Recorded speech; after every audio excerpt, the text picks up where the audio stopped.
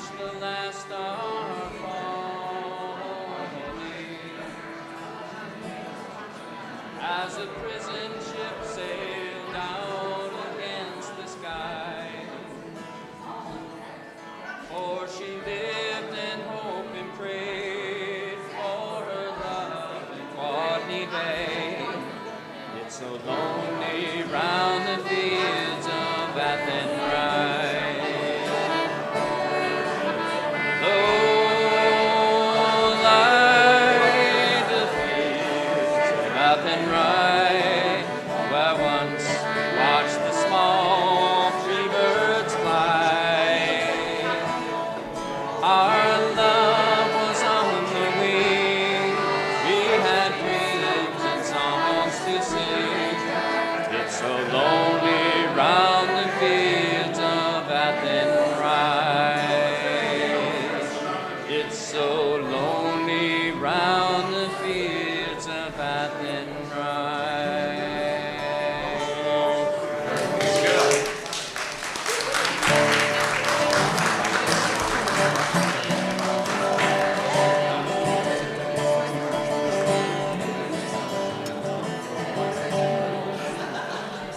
As I dreamed out one evening by a river of discontent, I ran straight into old Tom Paine. Well, running down the road he went.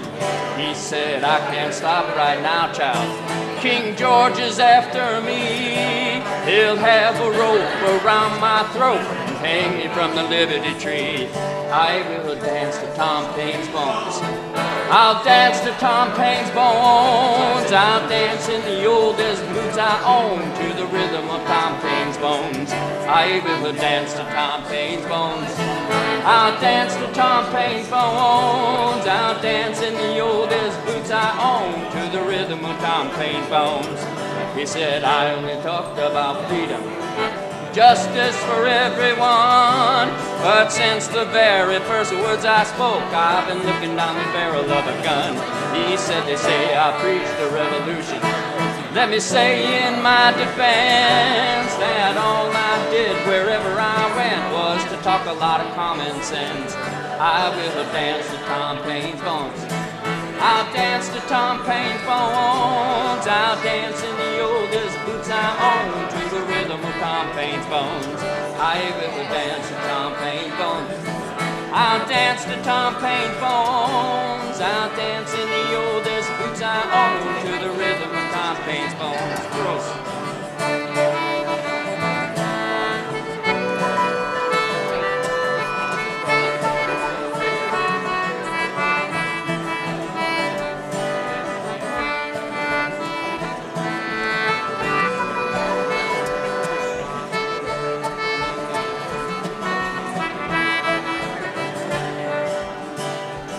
Well, old Tom Paine, he ran so fast, he left me a standing still, and there I was, a piece of paper in my hand, running at the top of the hill. It said, this is the age of reason. These are the rights of man. Kick off religion and monarchy. It was written there in Tom Paine's plan. And we'll dance to Tom Paine's bones. We will dance to Tom Paine's bones. We'll dance in the oldest boots we own to the rhythm of Tom Paine's bones. We will dance to Tom Paine's bones. We'll dance to Tom Paine's bones. Dance in the oldest boots we own to the rhythm of Tom Paine's bones. Well, old Tom Paine, there he lies. Nobody laughs, nobody cries. Where he goes, how he fares, nobody knows, nobody cares. But we will dance to Tom Paine's bones. Come on, sing. We'll dance to Tom Paine's bones. We'll dance in the oldest boots we own to the rhythm of Tom Paine's bones. I will dance to Tom Paine's bones. I'll dance to Tom Paine's bones. Dance in the oldest boots I own to the rhythm of Tom Paine's bones. Dance in the oldest boots I own to the rhythm of Tom Paine's bones.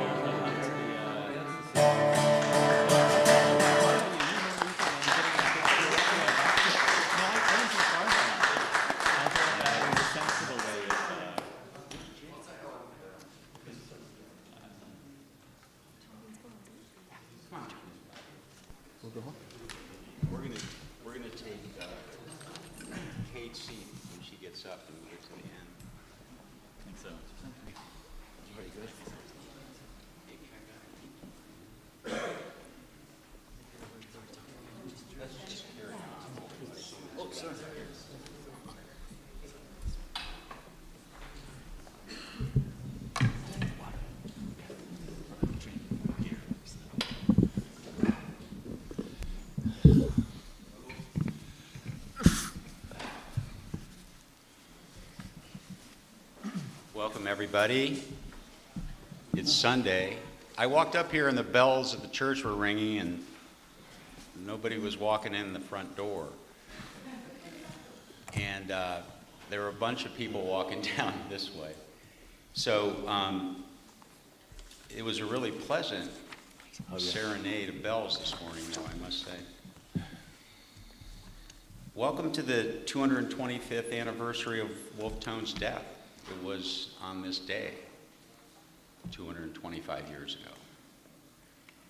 My name's Bill Atkins, and I'm pleased to be your host today as we explore the life and legacy of this really interesting and important figure. My mother was Mary Tone from Niagara Falls, New York. She was Wolfe's second cousin, 6 generations removed, having descended from Wolfe's great-uncle Thomas. My great-grandfather, Frank Jerome Tone Sr., wrote the history of the Tone family in 1944, which includes a significant portion on Wolfe and his family and his deeds and his writings. Today, Tone remains a most consequential historical figure whose life and career and achievements still resonate. His doctrine of citizenship, the common name of Irishman, remains as urgent as ever. But before we get started, I'd like to recognize some people who were instrumental in making this event a reality. The Wolfe Tone 225 Commemoration Committee, Fergus Whelan in the back of the room there, Sylvie Kleiman, who couldn't be with us this morning, Jim Smith, Olton Gillen, Katrina Kennedy, and Tim Murtaugh. Thank you all. I'm going to miss meeting with you. At Taylor's Hall, John and his staff have done a great crack-up job. My family, Betsy, my son Nick, my daughter Becca, who traveled all the way from the United States to find out how much Tone disliked Americans. And my first cousin, Wolfe Tone, and his son Whittier, who is sitting not next to him, but a 20-year-old sleep-in, so we'll give him that.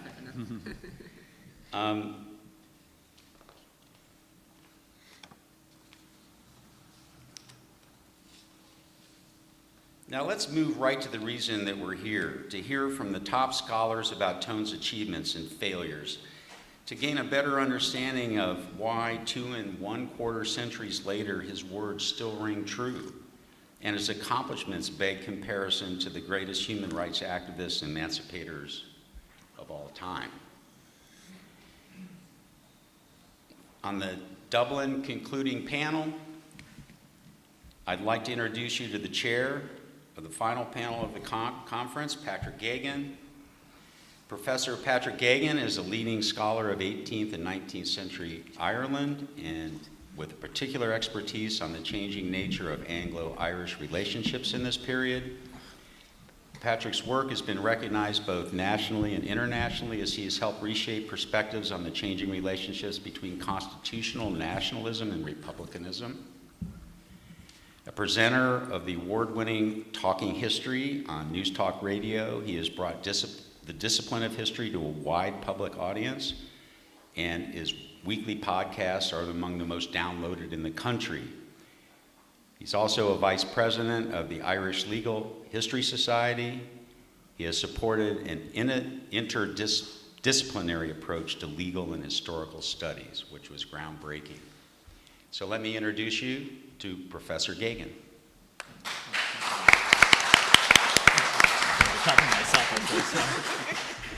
I just realized I probably shouldn't be clapping myself there. But it's an absolute pleasure to be chairing today's panel discussion. But I think I have to begin by saying that we owe a huge debt to Bill, William Atkins, who put this all together, and very much following in the footsteps of Wolfe Tone, who was an idealist with a dream. I think that Bill was an idealist with a dream, the dream of bringing us all together in Belfast and Dublin to commemorate and remember the events of 225 years ago. And I think only for Bill's vision, I think the anniversary probably would have gone largely unnoticed and unrecognised, and I think that would have been a real pity, because I think Tone's the issues that Tone was wrestling with in the 1790s are perhaps even more relevant today in the 21st century, or certainly as relevant, and questions about republicanism and what that meant, getting rid of divisions and substituting the common name of Irishman or Irishwoman, and a lot of the challenges that Tone was facing there, as well as the obstacles. And I think that it's important for us to remember 1798, 225 years on, Tone's life, his legacy, and I think it really is a remarkable legacy. So I think we owe a huge debt, and we want to thank Bill for bringing us all together.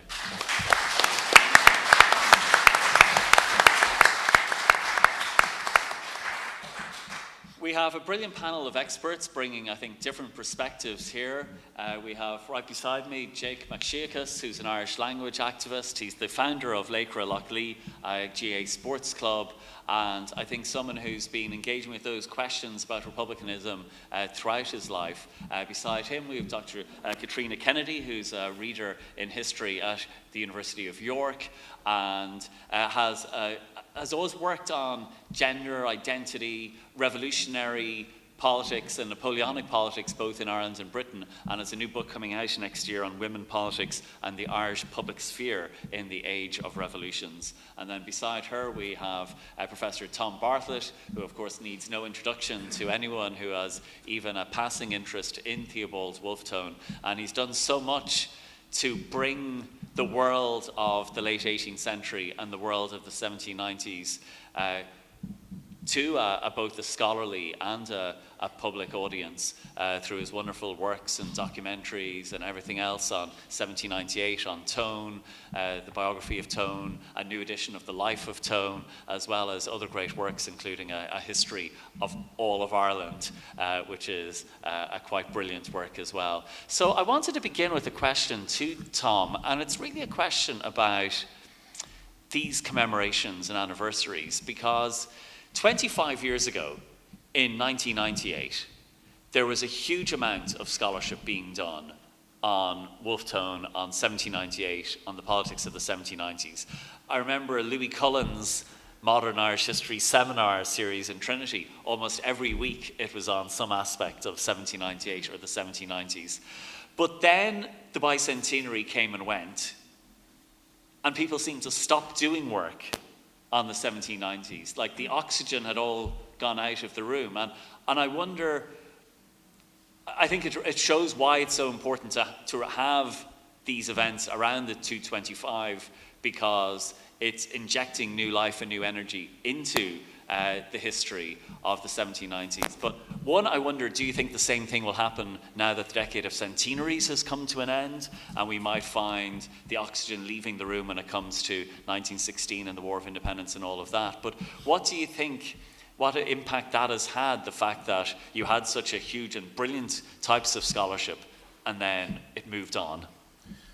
Yeah, there's something in that. I think actually, to be brutally honest, I think the oxygen will go out of the room after this conference. 18th century studies generally are in a low place. For a long time, for the last 20 years, the only show in town has been the modern Ireland, 20th century Ireland, and particularly the decade of commemorations from 1913 to 23 has confirmed that. I'm looking at appointments that were made, PhDs that were completed, publications that were done. I mean, anyone who attempted even to buy some of the key books would have ended up with shelf after shelf of books on 1916, 1918, 1919, 20, 21. 32 county histories for the War of Independence, and so on. There really hasn't been anything else to be done. Marianne Elliott was saying that when she left, retired from University of Liverpool, there was no replacement, or at least if there was a replacement, it was a 20th century replacement, and that she was bemoaning the fact that a library on the 18th century, which she had built up over the years, now was lying there untouched with librarians looking at it in a fairly cynical way, the way a tiger might be looking at a tethered antelope or whatever, wondering why is this taking up so much room when we've got so many more books to put down. So I think this is what will happen. This has been a very lively thing.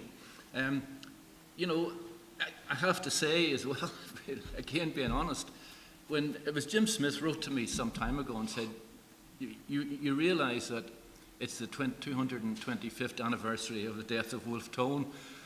Well, despite the fact that I had written quite a bit on Wolfe Tone, I had no idea. I was completely confounded by this and started counting on my fingers to see, oh, yeah, that's right, actually, I hadn't realised that. So, yeah, that's I'm pretty gloomy about anything coming out of this conference beyond what it is and that it may stimulate more people.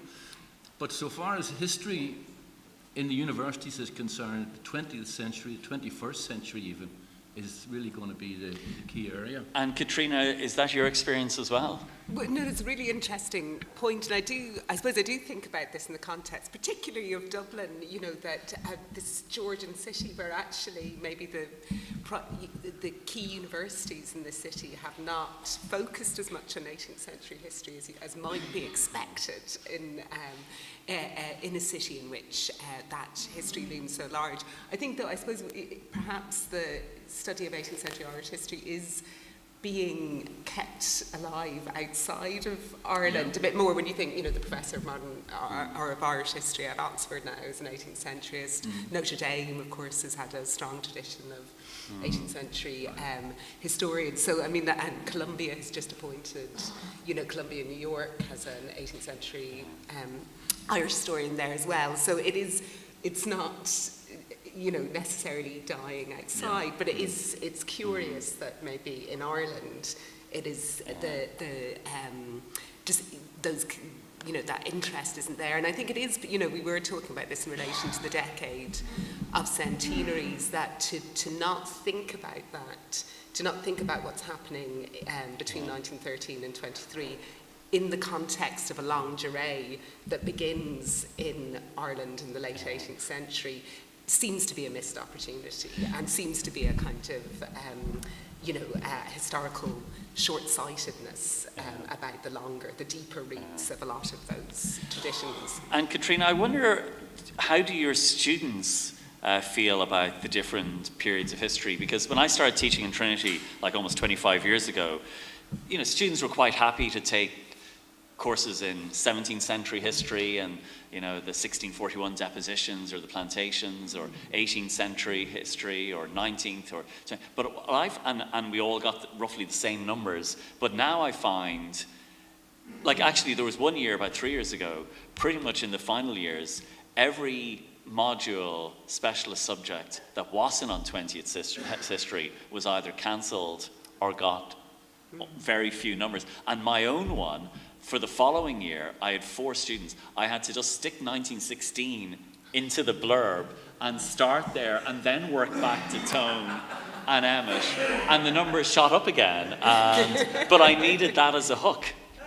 That's interesting. Yeah, I think actually in York, perhaps we're lucky because it, you know, its reputation is in doing early modern history, medieval, early modern, but it is curious. I'm the only Irish historian in the department, and I know when I do a course on Ireland in the Age of Revolution, and of course a lot of the students that will take it will be you know, of Irish ancestry, and I know that secretly they were probably hoping they could do something on you know, 1916 and the War of Independence and so on, but they do, you know, they despite, you know, perhaps not knowing anything about the period, they actually really get into it because there's a very rich and mature historiography. There's a really interesting scholarship. They love reading about Wolfe Tone. They, you know, so they come into it knowing very little.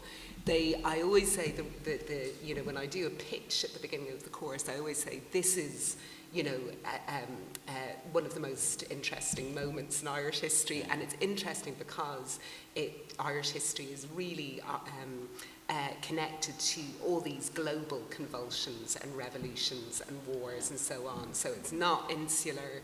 It's, you know, you're going to be thinking about this in a transnational Atlantic context, and that's why it's exciting. And Jake, you sent me some wonderful quotes in advance of this, and I'm almost surprised, because when the students, as Catriona said, when they get to read Tone, they love him, and it could have been written, as Thomas said, it could have been written yesterday, when he's describing what it's like on the ship going to Bantry Bay and the tension, and some days his spirits are high and the next day it's down, and he's angry with the French and the next day he's happy with them. You know, it's a psychological thriller. Yep. That could be filmed, and it would have. And whereas, you know, you look at maybe some of the texts written in the 1910s, you know, you're going to have much more difficulty ploughing your way through that. Yeah. Whereas Tone speaks to us today in the way he did then. I think I would tend to disagree that the moment's past. I mean, Martha Keith's Scouchard is just about to bring out her book, A Continuation of Conspiracies, which looks at how the 17th century influenced Blake, influenced the Illuminist Freemasonry, which formed much of the politics of the 19th century. But I think when we look at the period of the 17th century, it's really important to place it in its context, in its global context. I mean, Ireland and the globe were just about to suffer under liberal colonialism in the shape of the British Empire. From 1601 right through to 1691, Ireland was convulsed. Tone and his generation came following the Scottish Enlightenment, following the writings of Francis Hutchinson and others, but they were looking back at a century where Ireland had been decimated. It was a period of genocide which is probably only equalled by Biden's genocide at the moment in the Middle East. And I think that we're in a period of world history where fascism has risen in a way that it hasn't done since the 30s. And so people who are thinking about the underpinnings of the 18th century revolutionists, it was about humanism, it was about equality, it was about citizenship, it was about active humanitarianism, and set against that was an empire based on colonial absolutism, based on the idea that there were bigger and lesser breeds, the idea that there were layers of humanity which could be dealt with in a different way. And what could be more relevant? What could be more pertinent here at the start of the 21st century, where we've seen Pax Americana deliver death on a level that hasn't been seen in centuries?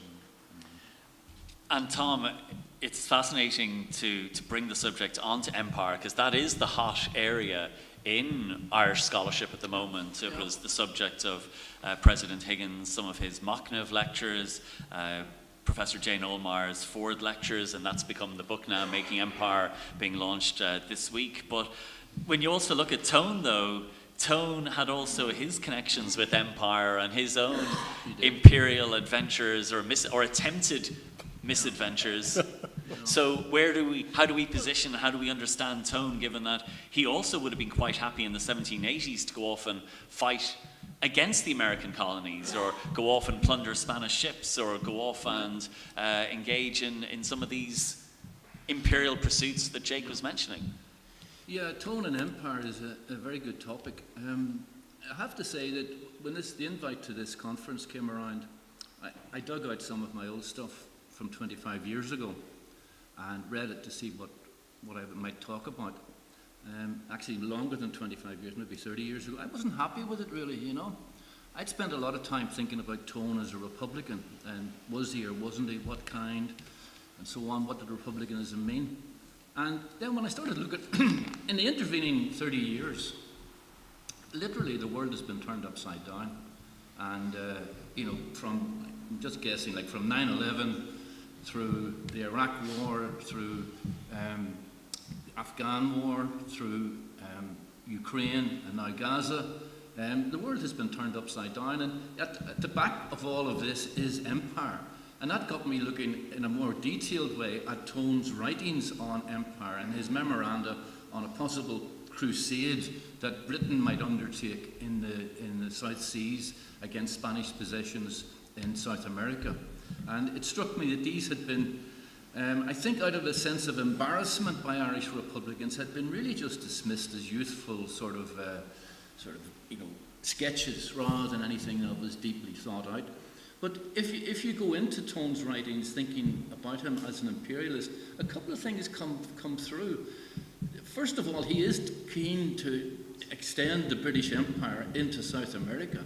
Now, a lot of British thinkers were thinking about that as well, but Tone's very much in that thing, in that groove to get the Spanish colonies were clearly teetering, as Catriona says, because of the winds of revolution that were sweeping the Atlantic world, and eventually they come forth in the 1820s. But Tone was keen to take advantage of it for Britain. His argument against the Irish fighting for Britain is that they get no reward for it. And you could argue that one of the reasons why Tone wants to separate Ireland from England is that Ireland could get her own empire. She could go out and conquer a West Indian island or present-day Bolivia or Colombia or whatever and have it for herself. On the other hand, Irish soldiers are spilling their blood for English conquests and not getting anything in return. It's also not just a youthful fixation which he has in the 1780s. He's not that young in the 1780s. He was born in 63, so he's 25 at that time, 26 anyway. Just before he sails for his ill-fated final voyage to Ireland, he's talking about going to the Carnatic. I have a great eye on the Carnatic. Southeast India, near Madras, where the French still have some sort of claim that they could struggle. He would go and fight for the French, of course, but that's an imperial pursuit as well. So, there is a strong theme which I didn't recognise 30-odd years ago of empire and empire expansion and acquisition, which is one of the reasons why my paper yesterday sort of focused on that. Even though, as I say, Irish Republicans who admire Tone, and I speak as an admirer of Tone, we're always a little bit shamefaced or embarrassed about it and tended to dismiss it as just youthful sort of meanderings and not serious at all. But I think he was deadly serious. And Tom, I wonder, are you being too hard on yourself looking back in your notes from 25 years ago? Because I wonder if in every generation we approach an anniversary and a commemoration and think that we have got it right. Yeah. And we're approaching it with maturity and a sophistication. And you saw it in 2016 for 1916. It was like all the previous commemorations lacked, the broader perspective. But I'm sure in 2066, if we're around, the historians will say, oh, they got it all wrong for the centenary. They left out this area or that area. I fully intend to be around for the 250th anniversary. And I'm sure when I'm asked to do a paper by Bill Atkins, he will also be around at that time. AI will see to that. I will take a different aspect of Tone's life, possibly Tone as a Feminist of the Month, Father of the Year, I don't know. I suspect not. Well, the Father of the Year. Well, it's actually on that point. One thing I noticed with my own students in Tone is 15 years ago, they loved Tone's, memoirs and they loved his escapades and all of that. But in more recent years, they've reacted against it and said, well, actually, he is kind of abandoning his wife and his children. He is mentioning about the affair. Like there's much more of a kind of a criticism now. Yeah, I mean it's outrageous, really. He runs off with Matilda, who's aged. He first sets his eye on her when she's 15 or 16. He runs off with her. They get married in secret. She's pregnant within a few months, and he immediately takes off to. The first child is born, he takes off to London, where he philanders his way through his legal studies. He writes it all down. He takes advantage of Englishmen who neglect their wives. Where poor old Matilda is left with her in-laws, who disapproved entirely of the wedding, and I'm sure give her a really hard time. while old Wolfie is way off, you know, hanging out and so on. So it's terrible treatment, really, it is terrible. And Catriona, even worse than, or, you know, when Tone is dead, it's Matilda who is protecting the flame and going through these journals and having to prepare them for publication and having to read all of these things then as well. Yes, no, and of course is, excising those references. And, you know, of course what remains then is in some way, seems like a beautiful tribute to her and her children, you know, and these constant references to, you know, really everything I'm doing it for her, I'm doing it for the children. She's, you know, in every action I'm thinking of her, and it's her advice, her counsel that has kind of allowed me to continue. But I think it's kind of, I suppose, thinking about that in the context of republicanism, and particularly, I suppose, if we're thinking about this in terms of the values associated with 18th century republicanism and classical republicanism in particular, the sort of values it encourages, which is this sacrificing of the personal, the familial, to the public good. It is this idea, of course, that we are most truly human, or truly ourselves, when we are, you know, public actors. It's in the public sphere that we most fully realise our authentic selves. And so there's not much room for family or private life in that. So it's quite a kind of demanding set of political values. So I suppose you might suggest that Wolfe Tone is kind of, you know, operating within the culture. That doesn't excuse what he's getting up to in London, but you know, he, at least I suppose with the you know, what he's doing in the 1790s, that is the kind of theory or of the republican virtue. But, you know, it's a problematic language, as feminist theorists have long pointed out. You know, this idea of active public citizenship does often require somebody to be cleaning the house, cooking the dinner, looking after the kids. It's, you know, it's a language, of course, associated with ancient Greece and Rome, which were slave-owning societies, where people, having slaves freed you to be this actor on the public stage. So I think, you know, if we're I suppose slightly zooming out from just Tone and thinking about that language, that the ideas, republican ideas, and how they're tricky to kind of, you know, operate or apply in practice in a way that's fair and equal. Yeah, Jake, it is fascinating because, you know, we call Tone the father of modern Irish republicanism, but if I was to say today, I'm a Republican, everyone knows what it means, but it kind of just means one thing. I want a 32-county Irish Republic. But in the 1790s, if I was to say I was a Republican, it would mean a whole load of things. It might mean we will want to separate from Britain and from the Crown. Also, I have certain beliefs about citizenship and participation and activity, and that we never seem to have, as a country, since independence, really talked about republicanism and what it meant. We've used it as a shorthand to either ignore or embrace, but never really tease out what it actually means to live a life as a Republican. Yeah, I think you say that since independence. Well, I haven't experienced independence. I live in Belfast. And, you know, so when we talk about the national debate and we talk about republicanism in 21st century Ireland, we need to be very clear about what paradigm we're setting it in.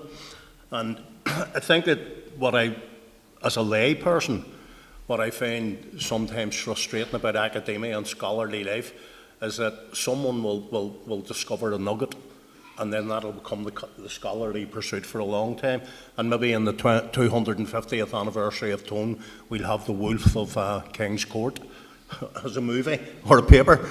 You know, so we need to be careful and pin ourselves into the real politic of the period.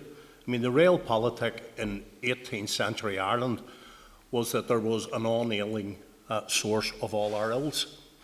and that was the British Empire and the British connection. And Tone and the other thinking intellectuals who were informed by the American Revolution, who were informed by the French Revolution, who were informed by the Scottish Enlightenment, who were informed by the broader European Enlightenment, they seen these things in very straightforward terms. And those straightforward terms was the right to sovereignty, the right to active citizenship, the right to pursue the greatest good for the greatest number. That's how they thought. And we can get into splitting hairs over it. I mean, Micheál Martin tells me he's a Republican. I have to take him at his word. but I'm being facetious. But how would you define a Republican today then in Ireland in 2023? An active citizen who wishes to assert the sovereignty of the Irish people and to bring about the greatest good for the greatest number of people living on the island. That's how I would define it. I mean, and I don't think that's changed since the 18th century. No, that's what they were looking at. And I think that what we have is the European Union. We have a Taoiseach chasing after a position somewhere in the European Commission, or maybe UN, or maybe NATO. We have a Gombian government in Dublin, in my view. That government, looking at the world stage at the moment, has a wonderful opportunity. If Ireland were to bring Israel to the World Court, it would change the international dialogue. And we're in a position to do that. We're in a position to call out the excesses of absolutism, wherever that is. And that was the same in the 17th, 18th, 20th, and the 21st centuries. So to be a Republican in Ireland is basically what I said, to act as an active citizen seeking to bring about the greatest good for the greatest number of people. Tom, when Bill was introducing this session, he said an opportunity to talk about Tone's failures, his achievements.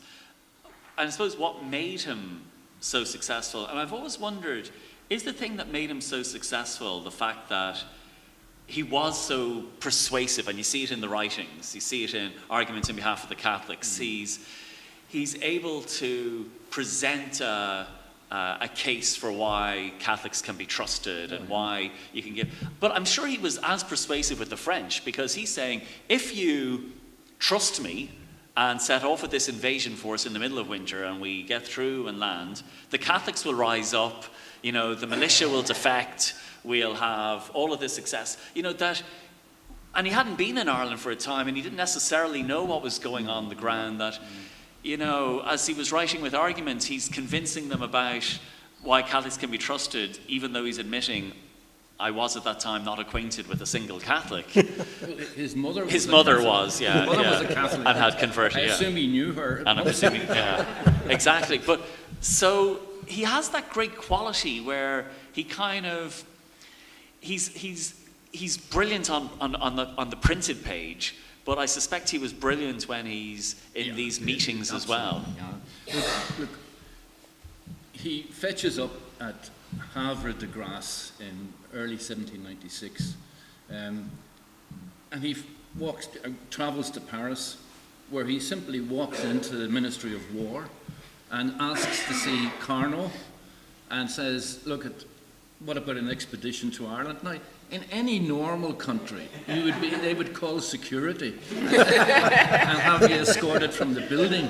You know? And he says that his French wasn't great, but nonetheless, he got people who were hard-nosed, who were conducting wars throughout Europe, from Italy, the Rhineland, Low Countries, got them to listen to him, pay attention to what he had to say. And then, again, something which is, you know, just glossed over. I mean, he's Irish, of course he's going to be given a command in the army. Well, like, I'm sorry, that's not the way it works. Just because you're Irish doesn't get you special favours. He's made a chef de brigade with no military experience whatsoever, as he confesses himself. And he sort of is given this very senior rank in the French invasion force. All of which confirms what Patrick was saying. This was a very, very persuasive and impressive individual, not just on paper, but in person. And, you know, again, you sort of assume, you read it so often, you assume that of course people are going to listen to him. He's Irish, he's Wolfe Tone, he likes a joke and a drink. You know, that's not the way the world works. It's a miracle he wasn't shot as a foreigner when he went to Paris, because they were at least locking up foreigners, highly suspicious of them as really crypto spies for William Pitt. So he manages very well. Yeah. And if we were to try and identify the great achievements, what are they? Is it the attempted invasion of Bantry Bay and the 1798 rebellion? Is it the new vision for the Irish future he sets out in his writings? Is it those later writings that inspire the Young Irelanders and the Fenians and the men and women in 1916? Like, what is it that, like, if he hadn't left all of those writings, would we still be gathering to remember him? It's an interesting sort of barroom discussion. If his papers had fallen into the Atlantic, as happened to some of his books that disappeared, they're probably just lost or stolen, what would his reputation be now if we didn't have the writings? I think, you know, the people in the hall here, Sylvie Kleinmans, found a lot of material based on, in the French archives relating to Tone, which clearly shows that he was a person, an impressive person, and a person to be reckoned with. So even if the papers had all disappeared, his contemporaries testified to it, just how an impressive person he was. They also testified to how disappointed they were when he came back in 1798. They weren't that happy to see him back again, because they believed that, you know, the 98 rebellion had been a terrible mistake, catastrophic error, would cast a long shadow in the 19th century, set at odds at each other's throats, Protestants and Catholics, sectarian mayhem, what have you. And insofar as Tone, rightly or wrongly, probably wrongly, was held responsible for this, he didn't have too many admirers amongst his peer group from the old Trinity days, George Hill being the noted one who felt his colour, as they say, as soon as he stepped off the ship. And Tom, I've never fully understood what Tone thought as he set out on that final voyage.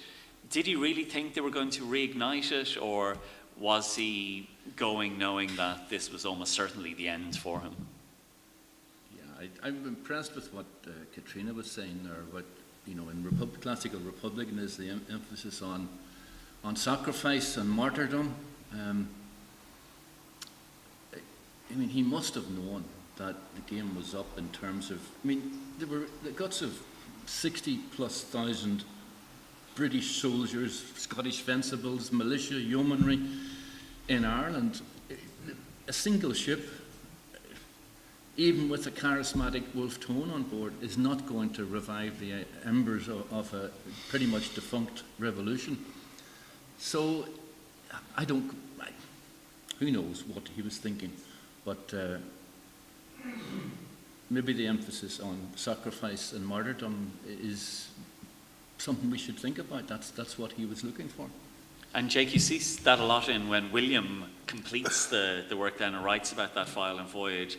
He is talking about his father's views on, looking back to the Roman example and cheating the executioner and the son William has a lot of the writing verve of the father as well. It is extraordinary that sometimes you think it could be the father writing in it. But these were very much things that the son felt as he was carrying on telling that story. Yeah, I mean, 1797, the Lake's imposition of martial law, the roundings up, the arrests, the decapitation of the leadership. Looking across from the French shore, it must have looked pretty bleak.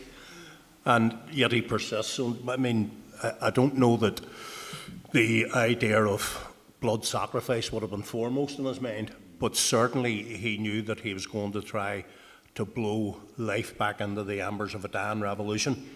And you say, William continues in that vein of this lofty ideal, but it's an ideal that by that time is gone. You have the resurrection of sectarianism with the establishment of the Orange Order, 1795. You have the landed gentry saying we must play the orange card. and we must play that carefully, because upon these people, with all their licentiousness, might depend our survival in a crisis. So these are things that are shaping up in Ireland beyond Tone's experience, beyond his control. And did he believe that the Catholics, who he didn't know apart from the fleeting acquaintance he had with his mother, which was probably more fleeting than the one he had with his wife, I mean, how would he have known their mind? How would he have perceived what had they landed with 10 ships or 12 ships? Was it going to be a success or an evolution? From this vantage point, it looks as if it was doomed. Yet the spirit of Tone keeps, for the next century, reviving those hopes of revolution. Like Catriona, I do find William's account very powerful and moving, because he was only 7 when his father set off, and that was the last time he saw him. And so he describes from the French reports how bravely his father fought on board the ship, and the French were saying, "Come on, flee, you can," and no, he was determined to keep on going. But it's as much the son's love letter to his dead father. And do you think that you've been working on so many personal narratives with the 1790s, we're getting maybe a deeper understanding of the people involved on different sides and different aspects of what was happening in that decade? Through the narratives and different accounts. Sorry, do you mean because of the publication of the Life Orb, but just in general that? I suppose in general that we now are bringing in other parts. We're not so much just focusing on Tone and not just focusing on Russell, and we're now focusing on, well, we're looking more at Matilda, we're looking at Martha McTeer, we're looking we're telling broader stories now, and we're not just telling it from a male perspective either.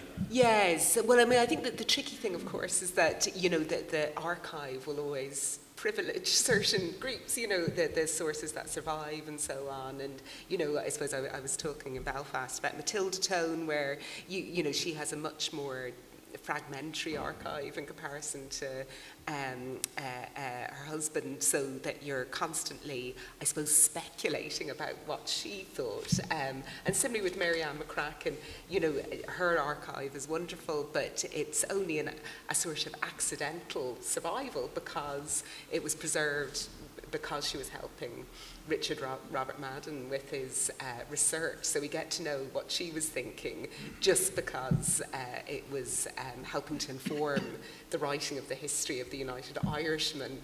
You know, certainly those incidental survivals, and similarly with the Drennan McTeer letters, I think now, reapproaching them and thinking, okay, what can we get from those to maybe pluralise the voices that we're hearing, because obviously the Wolfe Tone's voice is so engaging and so captivating that it can be quite dominant.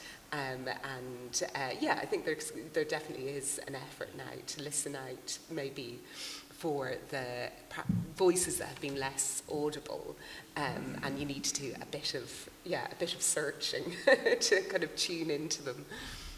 And when you write about the public sphere and women engaging with that, we do see that happening in kind of different areas, different dimensions.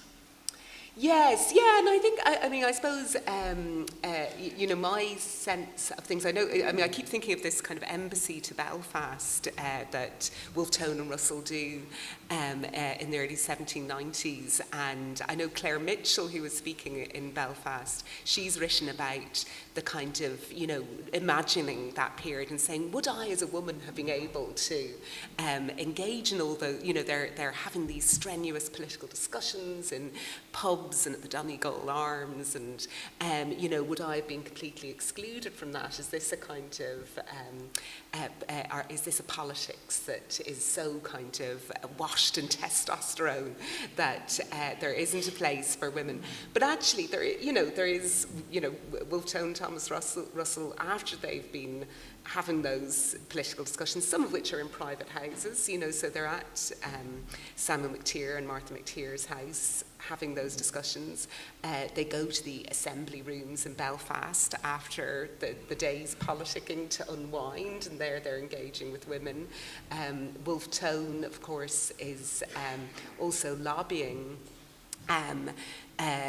some of the Anglo-Irish elite, including Lord Moira, to kind of press the case for the United Irishmen. And to do that, he goes through Countess Moira, who's an incredibly formidable political figure in her own right, and Wolfe Tone and some of the other United Irishmen are talking to her to try and get her son to back their cause. So, I mean, I think actually reconstructing the world in which Tone was moving, there's lots of very politically engaged and active women. When he's in Paris, he's having dinner with Helen Maria Williams, who is the foremost historian of the French Revolution, or the kind of as providing a kind of contemporary account of the French Revolution that is published in the Northern Star and so on. So there's all these kind of quite formidable political and intellectual women that are in the landscape that he's kind of moving through. And Tom, sometimes more formidable than the men. Yeah, I mean, I spoke there about how persuasive Theobald Wolfe Tone was, going to the French Ministry of War and being well received and actually making himself a figure of note and a person who was consulted about the next invasion. But Matilda was pretty forceful as well. There's a brilliant sort of vignette of her. Once when Tone died, she was seeking a pension.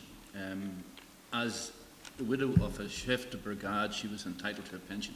The French weren't that keen on it. And she also wanted her son to join a French regiment rather than join the Irish Legion. And there was just no movement on that whatsoever. She was fobbed off and fobbed off.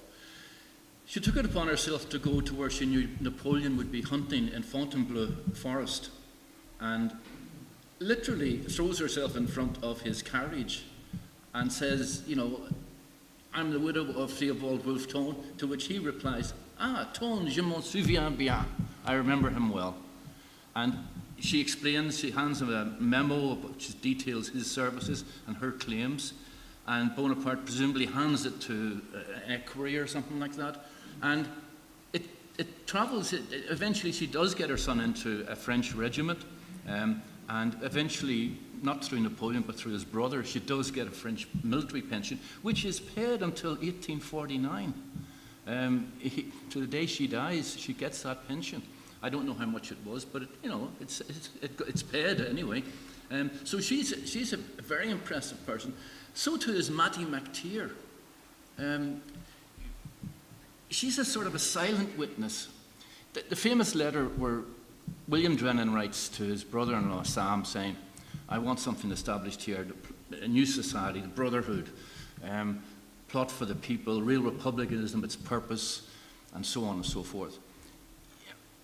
I think that letter is actually directed at his sister Mattie, because there's one line in it which doesn't make sense.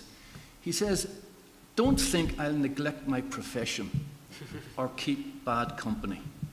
Now, Sam couldn't give two hoots about Drennan's profession or about bad company. But Mattie MacTeer, his sister, would have. I mean, you can see the argument. What's William Drennan up to? He wants a new society. Oh my God. But don't worry, he's not going to neglect his profession. Thank God for that. He got the education. I didn't. I had to stay at home. He went off to Edinburgh and became a doctor. I was here bringing in dishes and so on. Nor will he keep bad company. To which any self-respecting revolutionary would say, if you're going to be a revolutionary, you've got to look for bad company, because bad company is what helps revolutions to happen. You don't go looking for nice people, respectable people. Bad company is where you have to go. So I think she's a silent witness. He's reading the letter out to her, I would imagine, and she's reassured that Drennan is not going to be, a sans-culotte or whatever on the Paris model. Jake, I know there was debates over the few days about the controversy in the summer about was Tone murdered and all of that, and we're not going to, we don't need to revisit all of that. But I suppose it is an issue that if you were to talk to, I suppose, a member of the public about Tone, all they're really going to remember from this year is, was Tone murdered? You know, that's what the attention is. It's not about the ideals of Tone or the United Irishmen or 1798 and that you know, we talked about at the start about the focus on the decade of centenaries in 1916. The 1916 proclamation talks about 6 times in the past 300 years we asserted our rights. But I bet you if you were to do a survey of the students who have studied 1916 and the revolutionary decade, can you name those 6 occasions? Yeah. And I wonder how many could name all 6 of them or 4 of them. And you know, would they be aware that one of them is 98, one is 1803, so 2 United Irishman revolutions, and you know, you could say 2 more directly inspired and influenced by them in 48 and 67. So I think there is a danger with historical literacy if you really think Irish history begins in 1900. Yeah. I mean, just when I was telling the family I was going to do this a few weeks ago, and my youngest daughter said to me, "Oh yeah, Wolfe Tone, that's the guy that the British murdered in his cell before his trial." You know, so that makes your point. I think there are 2 things, just to go back quickly to the women of the period. I mean, if you look to the north and those people that Pearse called the most enlightened revolutionaries, the Presbyterians, I mean, you have your heroines there, you've Betsy Gray, you've all those other formidable figures who weren't just thinkers, they were also revolutionary military leaders.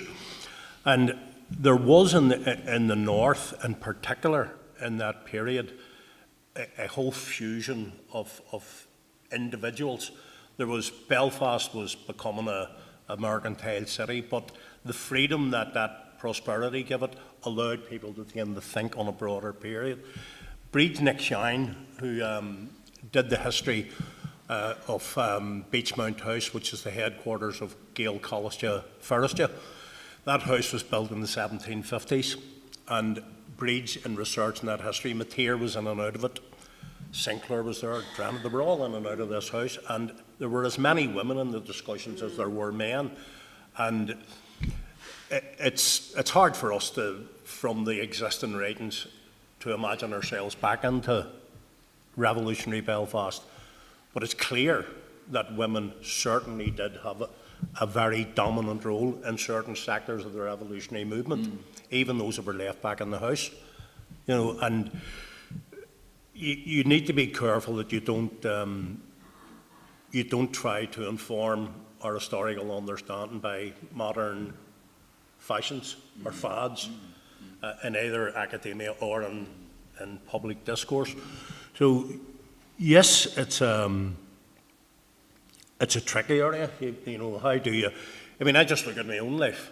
I've 5 children. I spent half my life in jail with my wife. So when people are looking at my life, what will they see? What's the record?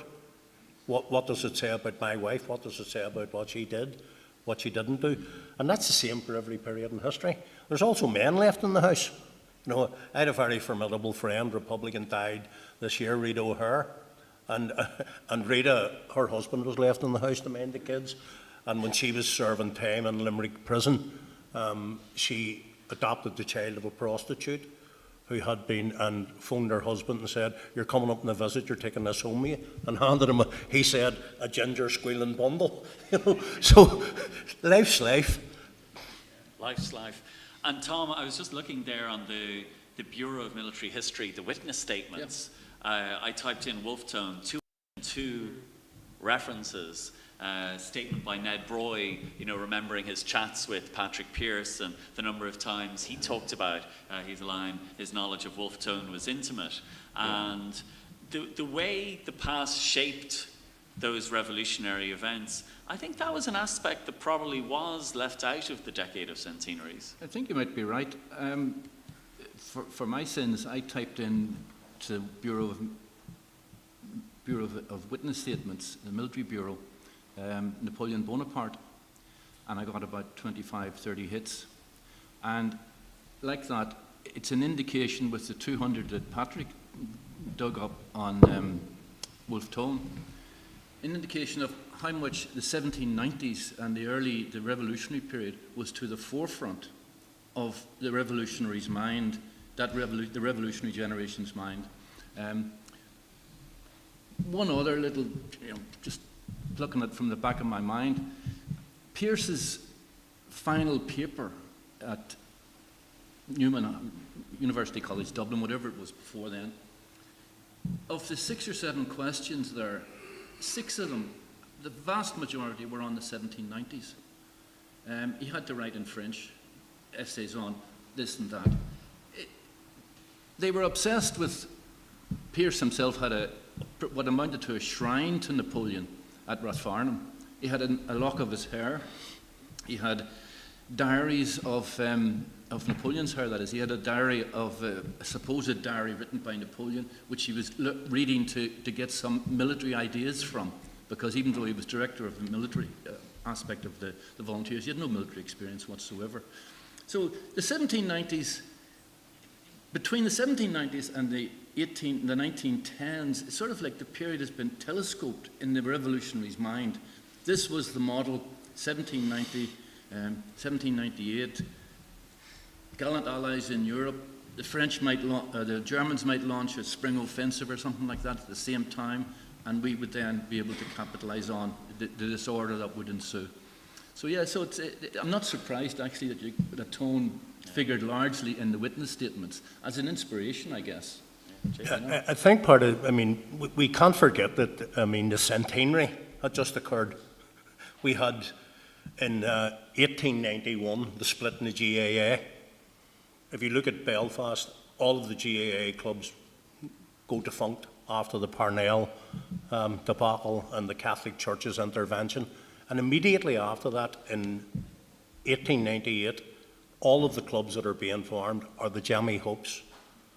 They're all period from the 90s. So we're into a centenary celebration, which is happening just on the cusp of the 1916 period, well, the 1912 to the 1922 period. So it's not an accident. It's not that they're fixated with Tone. It's been all over the newspapers. Yeah. People have been celebrating it. People have been talking about it. It's current. It's 1898 through the 1916s, it's a quite short period. So all of the public discourse, when I just look in my own area, you can see it in the history of the GAA, you can see the history of revolutionary Ireland. 1922 to 27, all the clubs formed in Belfast are St John's, St Gall's, St Paul's, St this, St that, whereas immediately before that, it was the Mitchells, the Rosses, that's what's happening, and the GAA is a mirror of that, what's happening in broader society. All the clubs in Belfast in the past 20 years have been named in Irish. You have Laochra Loch Lao GAA, all of these are named after Pearce and Tone and all sorts of historical figures.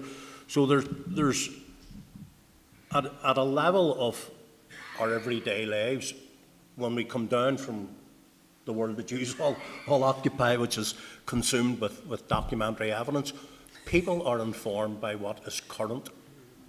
What's the buzz? What are people talking about? What's informing it? And we've come to the end, as you say, the decade of centenaries, and the chattering classes will have to find something else to get excited about in the letters page of the Irish Times. But for the rest of us, it's the contemporary real politic that's informing us. What we have is a disintegrating unionism in the north. We have a Dublin establishment which doesn't quite know how to handle what's happening on the island. We have a flowering in the north. I've been actually taken aback by the appetite within Presbyterians in the north for reclaiming the Enlightenment. We have 700 Presbyterians learning Irish, inspired by the West Belfast Gaeltacht. If you go into the Culterland on the Falls Road, you're as liable to meet loyalists as you are Republicans. There's a whole ferment going on in the north below the surface. It's not at a high level, and that's going to inform the discussions as we move towards either Meadhbh and Leo's New Ireland unit, or towards Sinn Féin's push for a referendum. But in the middle of all that, Irish society is discussing these issues. But Jake, you almost think that if you had a Tone alive today, he would be writing a piece like Argument on Behalf of the Catholics, but it would be a one aimed at unionists, Yep. in order to say, this is why you can join a United Ireland, this is why this is in your best interest for those reasons you've suggested and others, then he would be selling it, he or she would be selling it with a very persuasive Yep. tone and using all of his rhetorical flair. Absolutely. I mean, the discussions, I mean, anytime I talk to senior people in Sinn Féin, the first thing I say to them is, you need a new strategic objective. And that strategic objective is to ensure that there is no perpetuation of a unionist underclass in the north. That's your main thrust. That's what you need to be looking at. And you need to be big enough within the historical context of our operating to recognise that Sinn Féin can't lead that debate. Which is why it's so important that you have events like these. That we're in a situation where the unionism is in a minority in the north already. It's fast retreating. It represents less than 18% of the population, and that's between the DUP, the UUP, and the TUV. So there's a huge challenge there, and what happens in the north is going to affect what happens in this island for the next 100 years. Very good. Well, look, I've a few concluding kind of thoughts and questions I want to put to the panel, but before I do that, we might open it up to, I think, short questions and comments rather than long statements, because we are pressed for time. But we might, before we take the gentleman there, we might take there at the back. Yeah.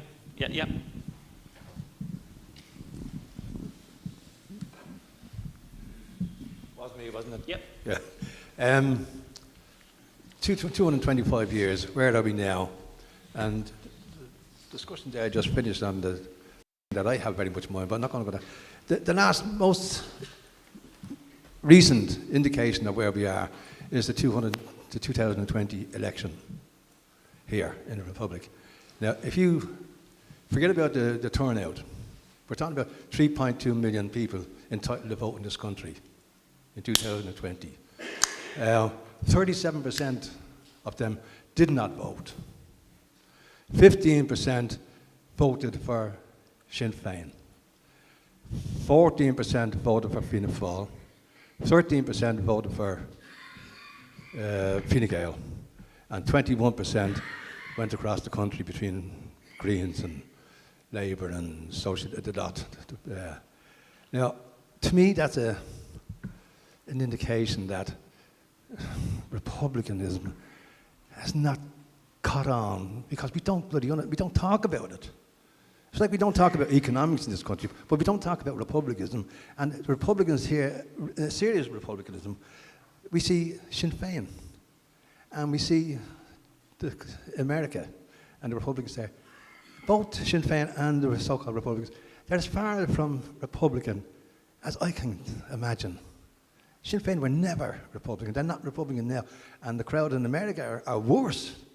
It's worse. I mean, a fellow like Trump called himself a Republican. But the question then is, we've a long way to go, because we don't talk about the full definition of Republican. I struggle with it. Because I want to be a Republican, but then I'm afraid to say something. Are you a Republican? Well, yeah, I am, yeah. But, what do you mean by, oh, yeah. But I cannot give a straight answer, because I haven't been taught that. No, that's fascinating. Right? That is fascinating. And I think very interesting to bring in, even the Republican Party, and even some of those heated debates that some of them have, that, where they don't seem to fully understand the nature of the system they're in, where you'll have some of the Republican politicians arguing, oh, of course, in America, we're not a democracy, we're a republic, as if You know, it's therefore incompatible that you're a republic and a democracy. And they get very, the names become itself an ideology rather than a framework. Yeah, Paddy?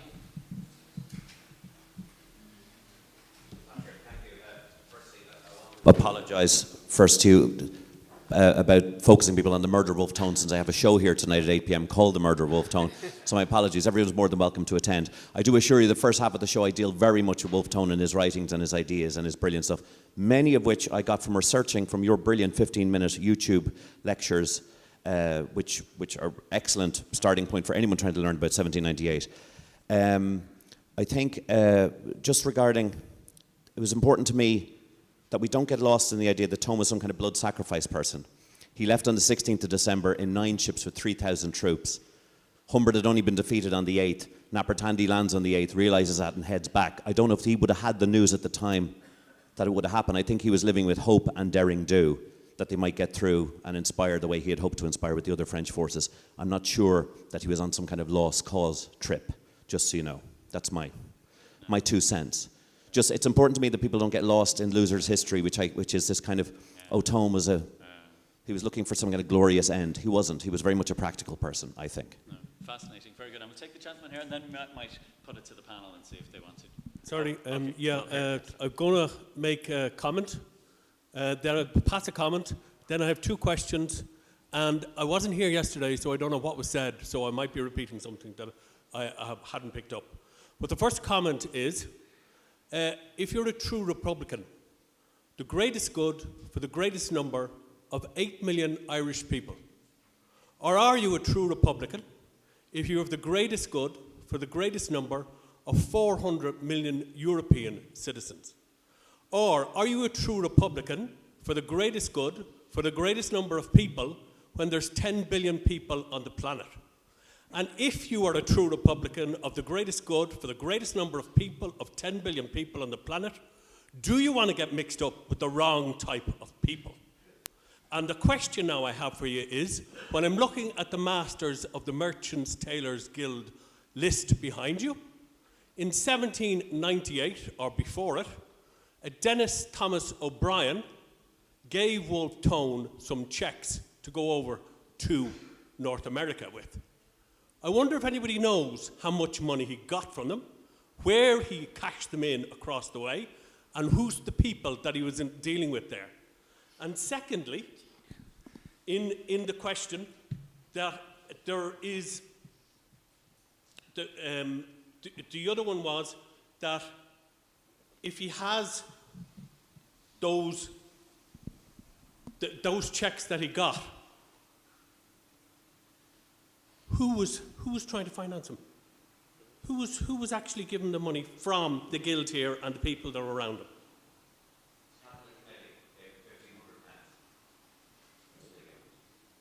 So, now, some fascinating questions there on to the panel. But in some ways, I think a great question you asked about the republicanism, but I don't think the answer should come from what Jake thinks about republicanism, or Catriona, or Tom. I think the answer should come from communities and gatherings across the island, where we should be talking about this to ourselves. We should be posing the question that the man asked there, and we should be hearing what people think and communities think, and it should be something that we are all engaged in, and that we're not getting the answer from one person, but that we're developing our answer ourselves. And it's a conversation that I think as a country we should have. But I don't know if our panel wants to get in on any of the questions or comments raised. Just one thing, there is that age-old question. Could the rising, the rebellion have succeeded in 1798? Even had the French landed in 1796, 97, the 14,000 men. I think the harsh reality is that no, it wouldn't have worked. And the reason it wouldn't have worked is that Ireland was indispensable to Britain in the way it was regarded, whereas the American colonies were not. Britain gave up on the American colonies very, very early. There's a lot of literature that if the British had pursued the war for another year or so, they would have won.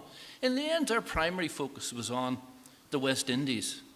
And that's where the fleet went that allowed Cornwallis to be trapped at Yorktown, because the French were able to bottle him up in Yorktown, and the war was over. But the war shouldn't have been over, because the British had plenty of resources left. They gave up. They would never have given up on Ireland. Never. Ireland was necessary to Britain in a way that the American colony. So even if the French had taken Cork, even if they'd marched on Dublin, caused panic, chaos, and they would have launched bigger and better fleets. They would have re-invaded Ireland, and that is the way it was in the revolutionary period, in my view. Obviously, it's a counterfactual thing, what would have happened. But I think that's a scenario that is likely to have played out. I can't see them saying, okay, off you go, you'll make a mess of it, but we don't care, see how you get on your own. I can't see them doing that, no. Very good. Catriona, do you want to join in there? I was just thinking about that. What if those mutinies in 1797 in the British Navy had been successful? Well, I know they weren't Republican mutinies as such, but there could have been, if there had been a revolution in Britain as well, then that would have, again, completely transformed the picture. That question about what is republicanism, and I think, Patrick, you gave an excellent answer to that. That's something we should all be discussing, and I won't, we're not necessarily able to provide answers to that. But I do think that, I know I was sounding slightly critical of the demands that a model of active, engaged citizenship places upon individuals. But actually, I think that is the positive, my sense of a really positive republicanism is that idea that we should all be active, engaged citizens, and I think, things like citizens' assemblies and so on is a way of kind of reviving that sense of citizenship, which you really feel in the 1790s, that these are often ordinary people who wouldn't necessarily have had access to political influence previously, who feel that they have a stake in the future of the country. That Thomas Addis Emmet line about, the United Irishman wanted to make every man and woman perhaps a politician, that, everybody should be talking about politics, everybody should be engaged. So I suppose that would be, I think, how I would read it in a positive way. Yeah, I totally agree that, George Macartney, the first Baron Macartney, would never have said in 1773, when he was writing about the state of Ireland, that we have no strategic or economic interest. The idea that the English would have given up easily on a rebellious Ireland on their doorstep is deluding yourself. They'd have fought it to the bitter end. But the other question about what is a republican? I don't like being prescriptive about anything. I think that in the broad sense, if we accept that there should be a separation of churches and state, if we accept that the basis for any rational society is active citizenship, then we should encourage as many debates as we can. We should engage in what it means to be an active citizen on the island of Ireland in 2023 and onwards. We also need to look at what has changed, and changed utterly, to borrow another phrase, is England's position in the world. It's a backwater. They've destroyed it. They've shot themselves in the foot with Brexit. The attempts by Boris Johnson to reinvigorate Empire Mark II has simply led to a bunch of skinheads turning up to fight the police at the cenotaph. That's where England is. So Ireland needs to see itself in the broad historic sweep as an island which sits as the gateway to Europe, to the Americas, and to Oceania. We are in a unique position to exploit that. I sincerely hope that in the bowels of Avey House that people are looking at how we position Ireland economically to exploit the opportunities that are now afforded us, and that we at some point get a government in Dublin which sees the necessity of ending the post-colonial nonsense that continues in the north. Sorry about this. Yeah, I lost the trend of myself there. The second part of the question was, I believe before 1798, Wolfe Tone had a meeting with James Berriford down in Waterford, and notes were taken, a book was listed, and it was left in his drawer. It happened later that both Tone and Berriford died, and it said that his widow got the book and brought it to Dublin Castle with names in it. How true is that, or how relevant is that to this topic of conversation, or does anybody know anything about it? The library down in Dungarvan has a story about it. I don't know. I have to tell you, I'm a little bit hard of hearing, so I find it very hard to make out your question. So maybe that's a nice specific one. That might be one for them to follow up afterwards. But we have a question here, and then Sylvie was going to get in as well. Okay, yeah? Yeah, we'll get to you the microphone first, yeah. Okay. Thanks. Okay. I'd like to refer back to yesterday to a certain extent and then on to today. Fergus Whelan mentioned about the Presbyterians and their stress on individual conscience. And of course this is very important, that the major difference between Reformation Protestantism and Tridentine Catholicism was that the latter was very hierarchical, monarchical, and the Protestants stressed that they weren't going to take orders from priests and bishops and popes, and that this could be conducive to moving towards a republican position. And that is, I think, definitely the case with a number of Presbyterians, particularly of the Unitarian variety. But I think it also has to be understood that there was another strain which obviously didn't contribute to the Republican cause, and that was the fundamentalist Calvinism, which believed in the elect and the damned. And that theology, to a certain extent, was hijacked by a number of the Ulster Scottish plantation people in particular, in saying that, of course, they were the elect and the native Irish and Gaelic were the damned. They could be treated accordingly. Their land could be taken without having a guilty conscience and so forth. And I remember in speaking to some Protestant supporters in the United States of the cause of the Irish Republic, that they accepted something that I observed, and I didn't know how people would react to it, that it could be argued, if you're interested in religion, although I'm personally a humanist, that the whole project of the Reformation was undermined in Ireland by colonialism, particularly of the Calvinist variety. So I think that that subtlety has to be introduced into assessing Presbyterianism and Republicans. Good Republicans, many of them were, but there was a strain which was very reactionary. The second point in which I'll conclude is about the youthful tone.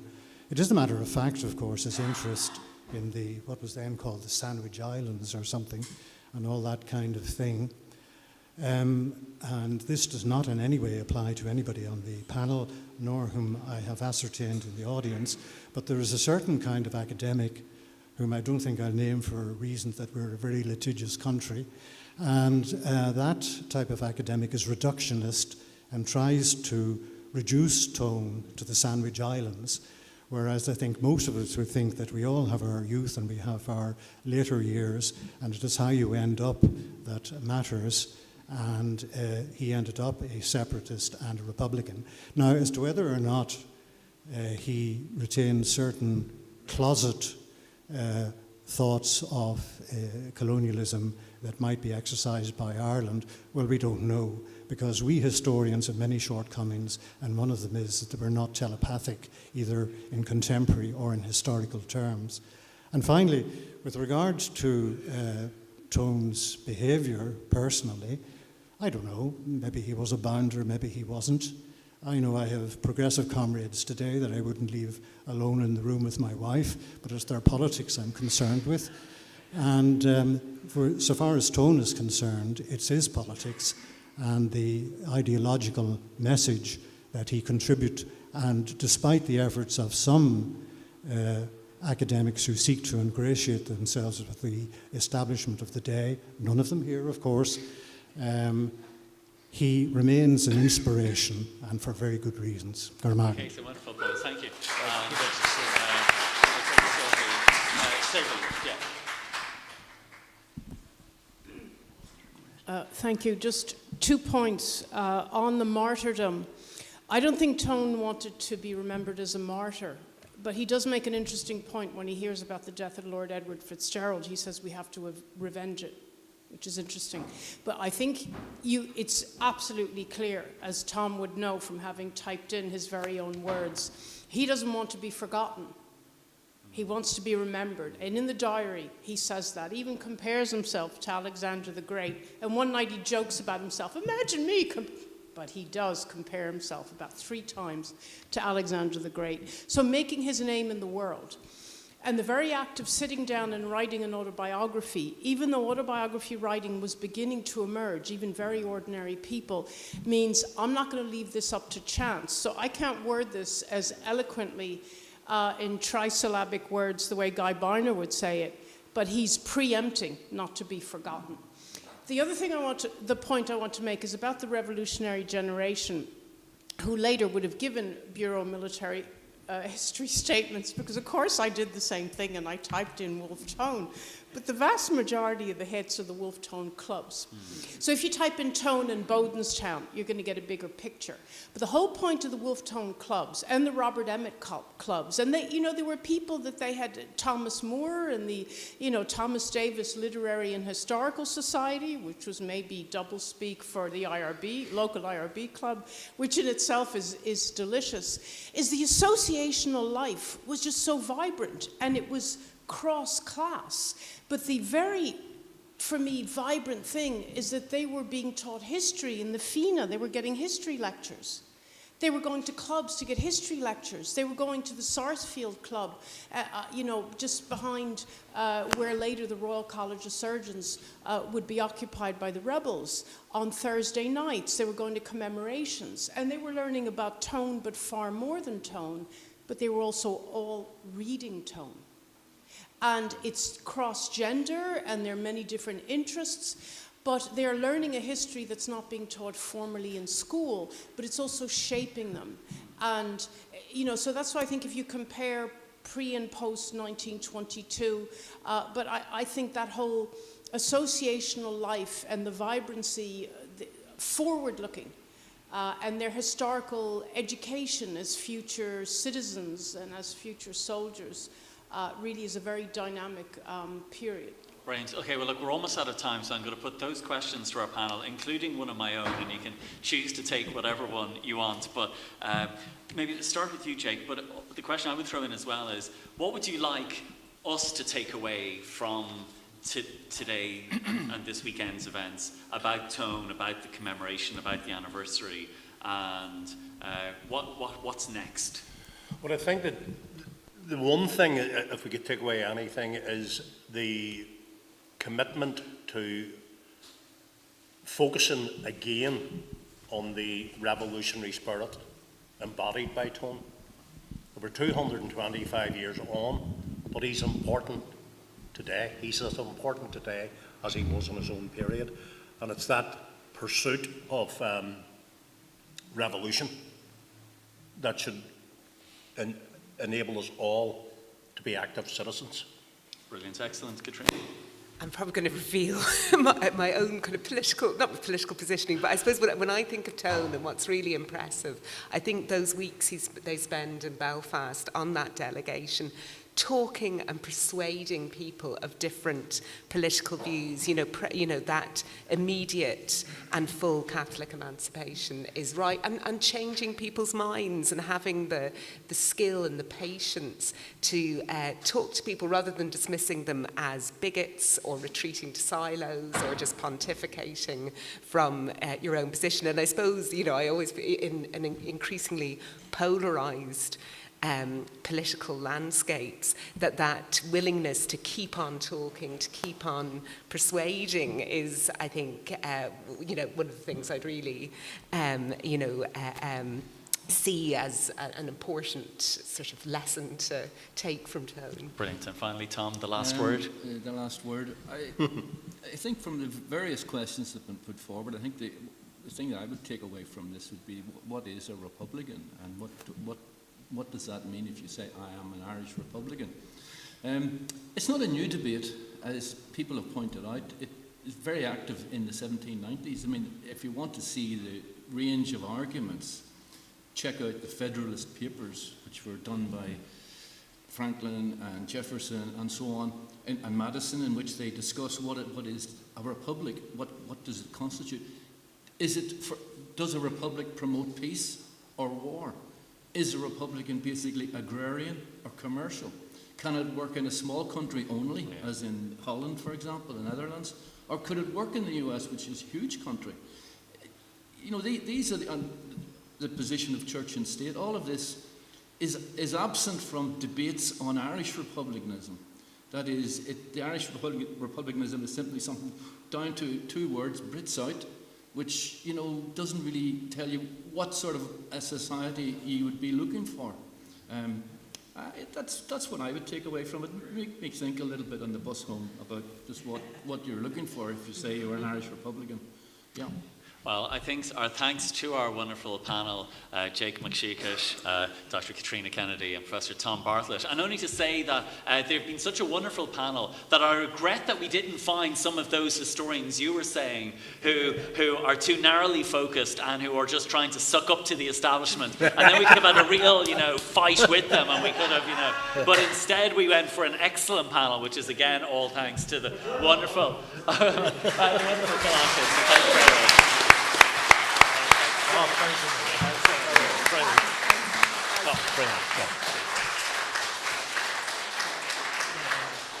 You tried that well. Yeah, I did actually. No, because they're quite hard. I had to do it at the time of the Good Friday.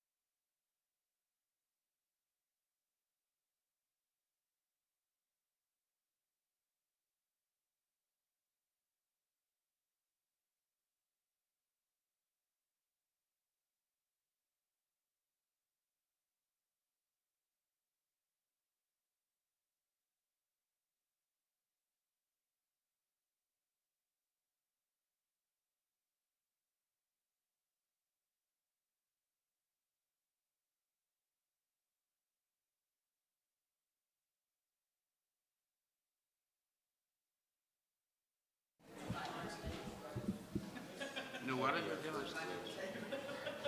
Can you put our logo up? There was, that was, somebody was doing that. It was you.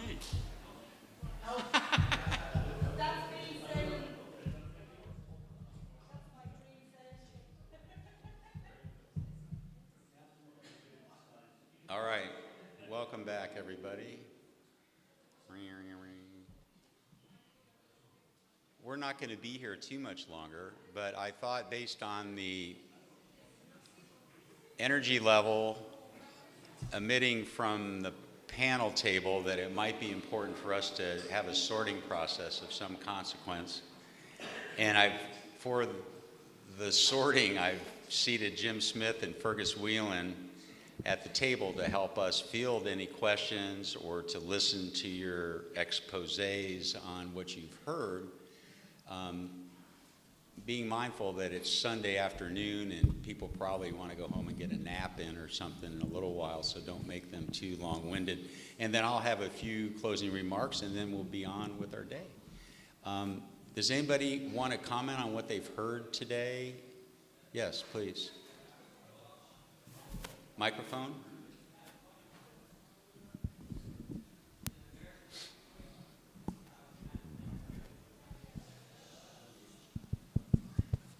We were talking yesterday about Conor Cruise O'Brien and Wolfe Tone and the 70s, 80s. And of course, today we were talking about, you know, as we were talking about yesterday, we were talking about Tone, the bad boy, Tone abandoning his family, Tone, the philanderer. But I just wanted to draw attention to a generation of Republicans that knew exactly in their minds what Tone meant to them and what republicanism meant to them. And that's the 1930s generation that are commemorated in Belfast City Hall. Unusually, Protestants and Catholics fought in Spain, died in Spain against Franco's fascists. But Frank Ryan was anti-clerical. He publicly opposed Cardinal McCrory when he was going to Spain. He accused the church of doing exactly the same thing with him and the Spanish people that the Catholic Church did with the Irish Republicans during the Civil War, which is to oppose rebellion. Of course, in Spain, of course, they supported rebellion against the government. But the front-line person who defended the Spanish Republic in Ireland was Hannah Sheehy Skeffington. And she was very anti-clerical. She publicly tore strips off Eamon de Valera for his woman's place clauses in the Constitution. She came back from Quebec and noted that women in Quebec in 1938 still didn't have the vote. Frank Ryan pointed out that if Franco won, nobody would be able to vote, men or women. But Frank Ryan defined it very clearly in a broadcast from Madrid. He said, we are revolutionary Ireland. We are here to prevent the Irish people being disgraced by the hundreds that went off with Ona Duffy under a swastika flag in a German ship to Spain. He said that the men who fell in Spain, Kit Conway, William Beattie and others, had a conception of a free Ireland. We're realists.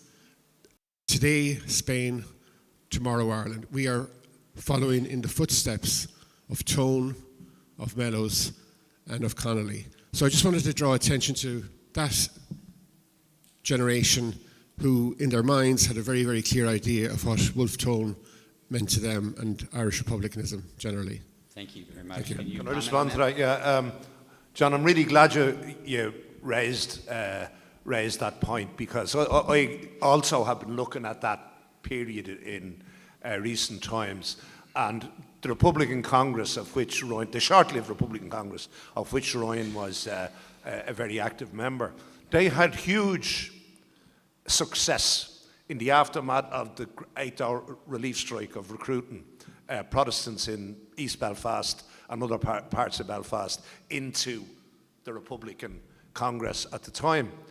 On one occasion, according to the different newspaper reports. One newspaper report says the Independent, which wasn't Irish Independent, which was no way favourable to the left, they say that 500 Protestants from the Shankill Road and other parts of, and in West Belfast and parts of East Belfast came down to honour Tone at Tone's grave. I think 1935, maybe 1934. They were attacked by elements in the Republican movement. Some people have taken that as a sign that the Republican movement was actually, always Catholic, sectarian, and these people were attacked because they were Protestants. Having looked at it in great detail, that, for me, wasn't the motive. The motive was the right-wingish the leadership of the IRA, who had thrown the Congress people out, had been so terrified by the anti-communist onslaught of the Catholic Church at the time, that any association with the left or communism of any sort was absolutely, they were terrified of any sort of connection like that. The Belfast Protestant Republicans carried a banner which said, "Break the connection with capitalism." And that was the reason for the attack. They weren't attacking Protestants, they were attacking communists. I would just add to your comments, John, the position of Tone on what, let's call the Republican left, which is represented in the 30s by Republican Congress. I mean, one of the main figures now, obviously, is James Connolly, but Liam Mellows, and in Mellows' writings from Mountjoy, where he was executed, he says we must get back to Tone and the men of no property. And Alton Gillen has written on the Wolfe Tone clubs, societies of the, is it clubs or societies? The Wolfe Tone societies of the 1960s, and this is the post-border campaign, new departure, shift to the left. One of the things which would lead up to the civil rights movement a few years later, and that's the name they settled on, Wolfe Tone. Wolfe Tone will always be with us. Yes, sir.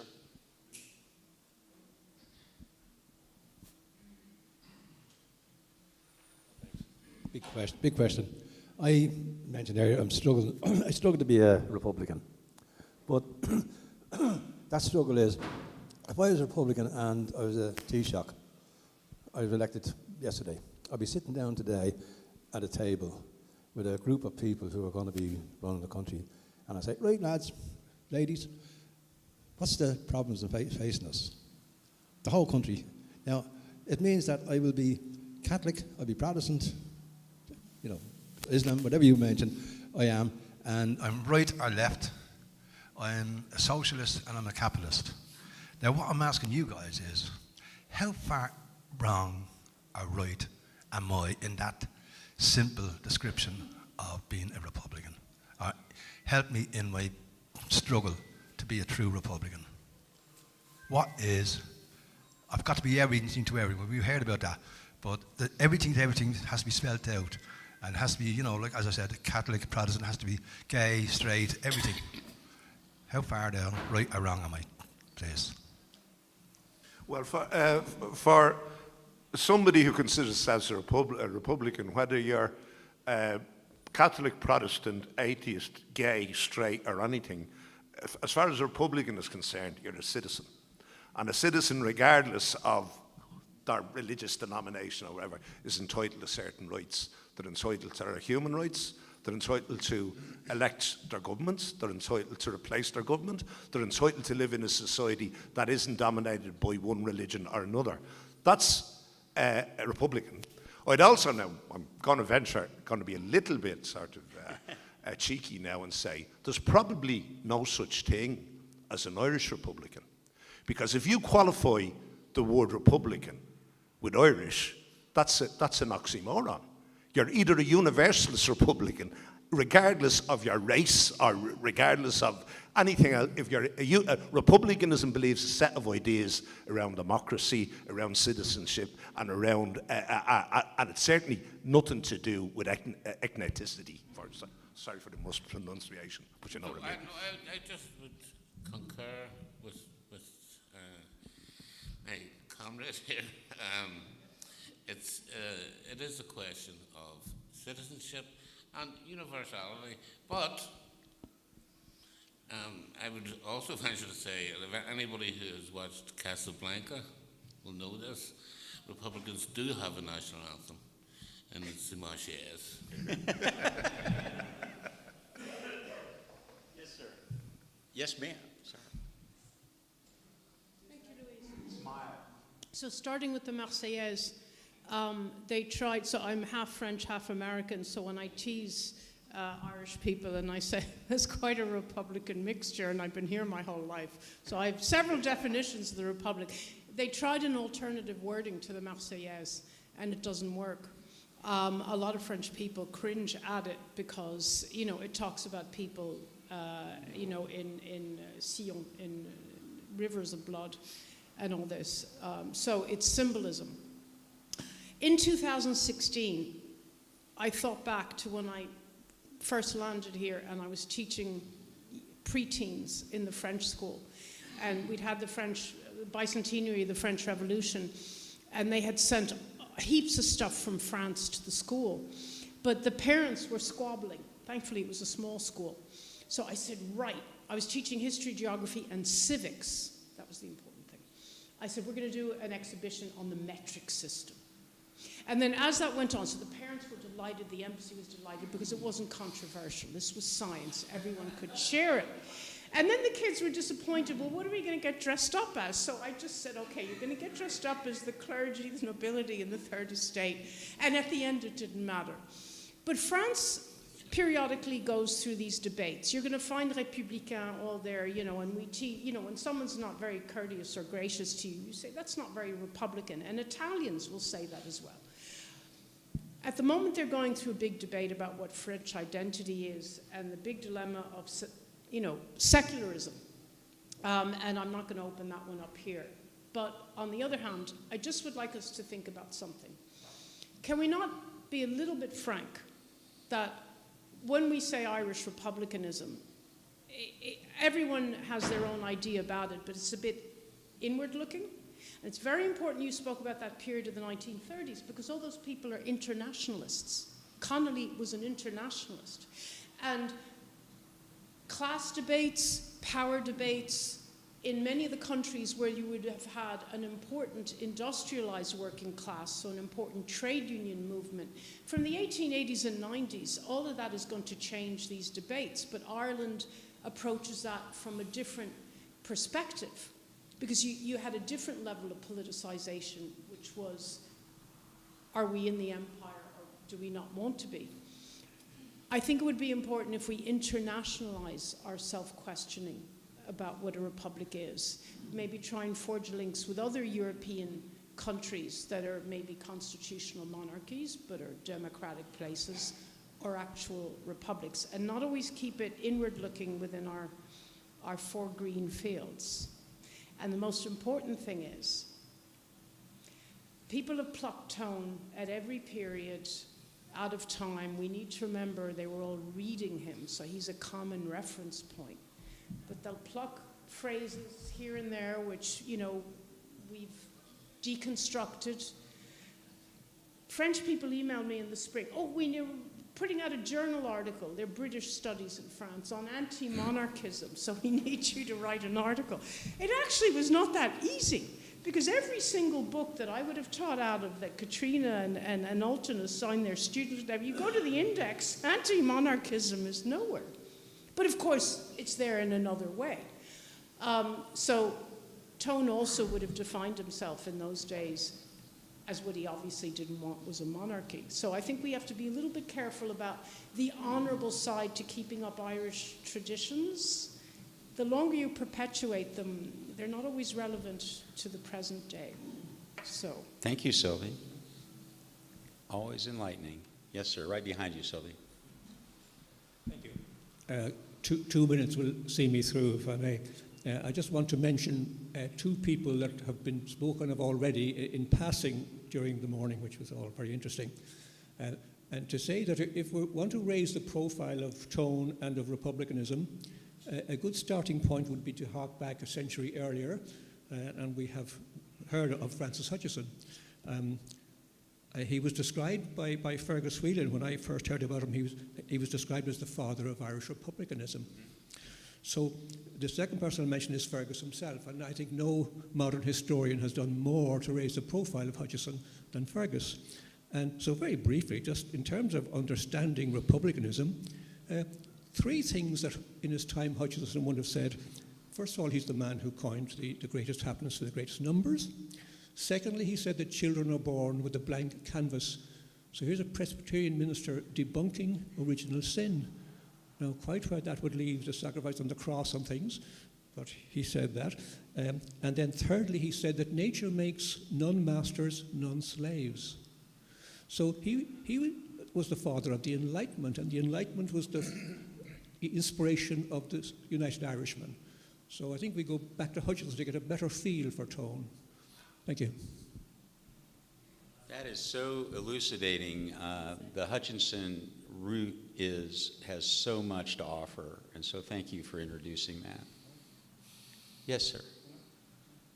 Question now. We need a question, though. Have you got a question? I'm just going to go to him first, and I'll go back to yourself. Two questions. I think Sylvie began to touch on it. Everyone missed it yesterday until Sylvie was talking. The basic question of republicanism is that the idea of calling someone your majesty diminishes everyone else, or even my lord, or whatever you want to say. When I first came to this country, I went to the courts, and I heard people addressing the judge as my lord. Now, thank be to Jesus, we don't do that anymore. But I thought it was absolutely outrageous that in a republic people would do that. And, and so this is whether it's my lord or, someone who arrogates the title of Lord so-and-so. I think Lord should be put in inverted quotes, is my own opinion. But getting away from that, I'd like to know what the panel thinks. Is revisionism dead, as a historian? I know that when Roy Foster wrote Modern Ireland, 1600 to 1972, he never, in the 600 pages, and I checked this out to make sure that I'm not incorrect, the word colonialism is never mentioned. Now, how can you write about Ireland in those 400 years, 300, and not mention the word colonialism? It's like writing a book about the St. Patrick's Day parade in New York City and not mentioning the color green. It's absolutely impossible. And also, he doesn't mention the role that Frank Aiken played in the 1950s, and that was only 10 years from 1972, when he led the UN, led the way for disarmament, nuclear disarmament, and for decolonialization. And how is it possible to write?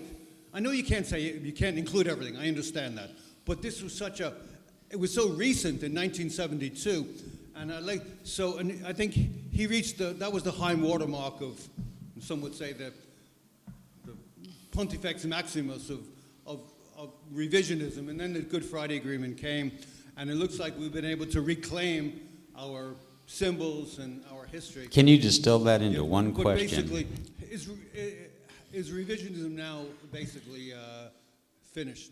Well, can I just ask the first thing you deal with revisionism would be revisionism beyond me.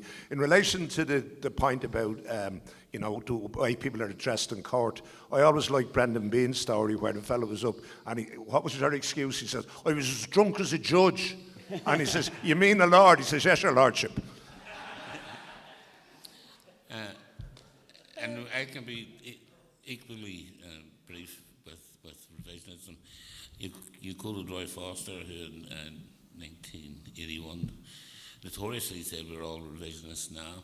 Well, there's a full-page interview with him in yesterday's Irish Times in which he talks about, he says that revisionism is in the past. That moment is over.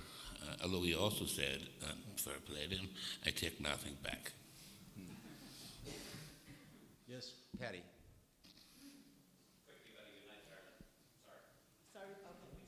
Oh, I'm sorry, we passed it. We'll let Patty go, and then you'll be next. Sorry, excuse me. No, it's just I have a kind of an observation close to the end of my show where I say, if Tone woke up today and he said, "What happened, lads?" and they go, "Sorry, we partitioned the country," and because of the nature of the way the world was in the 18th century, they go, he says, "What the hell happened?" And they go, "Well, the Protestant majority got the 6 counties and the Catholics got the 26. And he goes, "Ah, well, at least my Republican friends got their 6-county republic. How are the poor loyal Catholics doing in the South?" But I would just like to ask the two lads, if Tone was alive today and he just came back and he was aware of what had gone on, let's say, in the last 25 years, how do you think he would be approaching the North now, unity? What would he be doing? What party would he be in? I know that's horrible counterfactual stuff that no historian likes to answer, but I like putting you guys in the spot, and we're not in Grogan's now.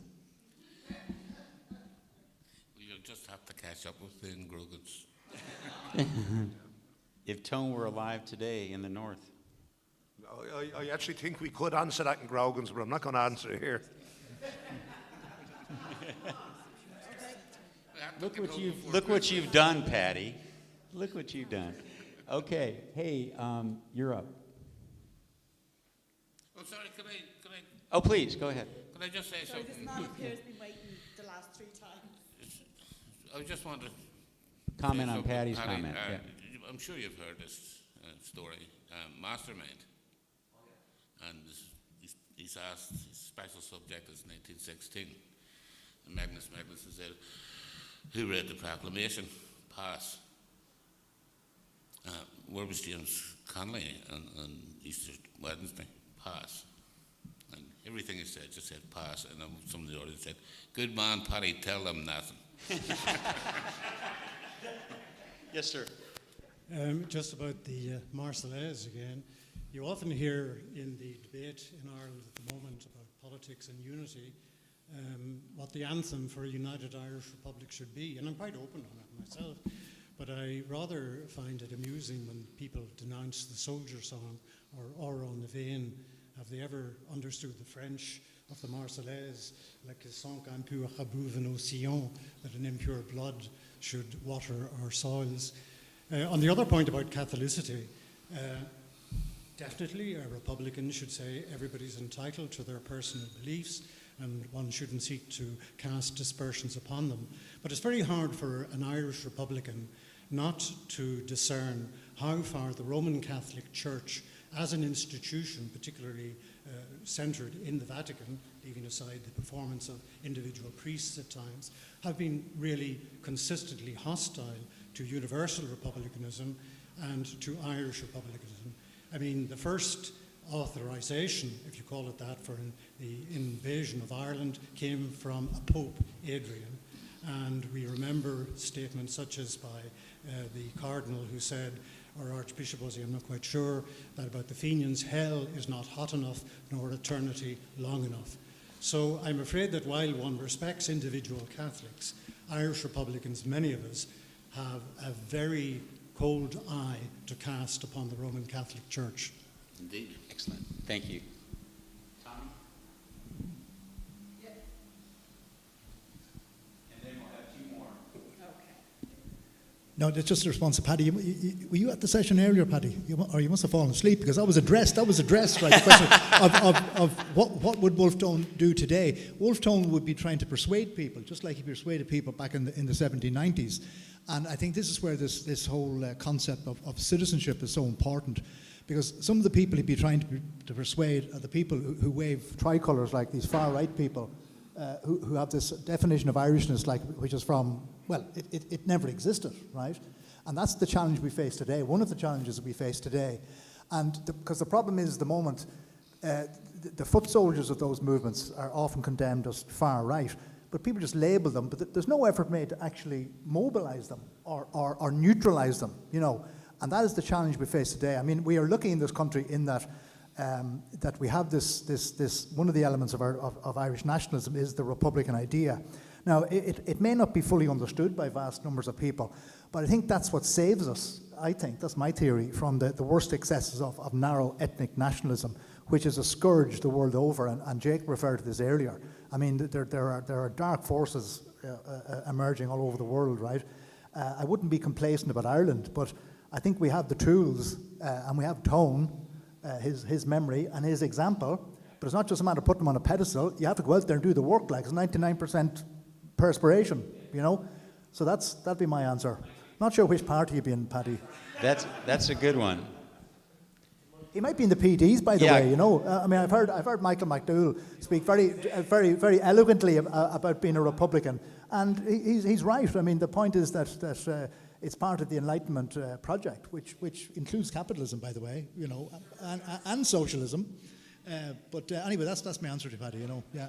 All right, let's go to Donald, and then we'll have one more. I loved earlier on when people were talking about references to Wolfe Tone and 1798 in the Bureau of Military History, and it got me thinking about the memoirs of the revolutionary generation. I just want to read a little paragraph from what is probably the best memoir of that time, On Another Man's Wound, by Ernie O'Malley, because it's beautiful, about Wolfe Tone. He said, amongst the books at home was a copy of Wolfe Tone's autobiography, published by his son in America in 1826. I read Tone slowly. He had been the first to unite Catholic and Presbyterians in the national effort. In his time, the North was the most strongly revolutionary part of the country. Other leaders, with the exception of Hugh O'Neill, were abstractions. At school, we read of them only in relation to events. They had nothing to do with living. But Tone was the first human note. Drunk again in his diary meant so much. It brought him down to mortal level. I love that idea that that generation were interested in not just Tone in the great events of history, but Tone the man. Thank you. That's so powerful.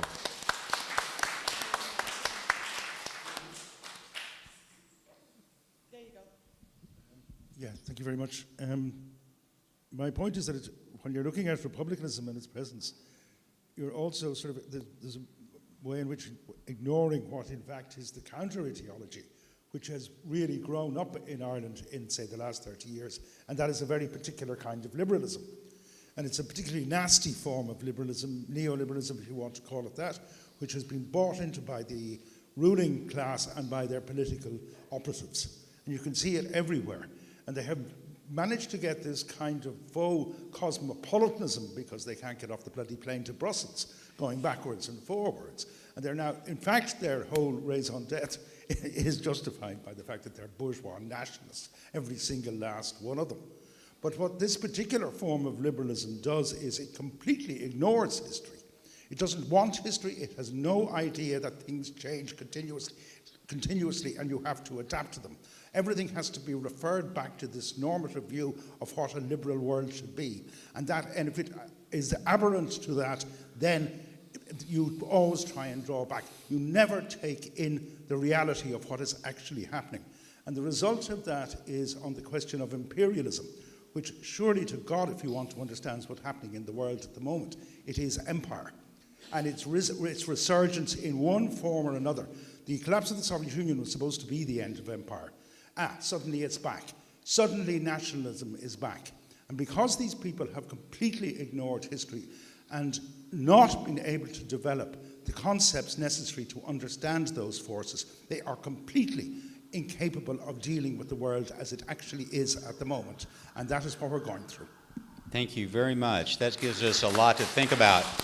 You know, I remember a time when I was confused, and I am still actually, but about this whole issue of what a Republican was. And I asked Jim Smith, if Cato was a Republican and he committed suicide and he was a patrician, how could he be a Democrat? And he said, you dumbass, right? Go ahead, tell me what your answer was. I don't remember. No, okay. Well, yeah. The answer is that it's hard. I mean, these are words in the air: democracy, republicanism.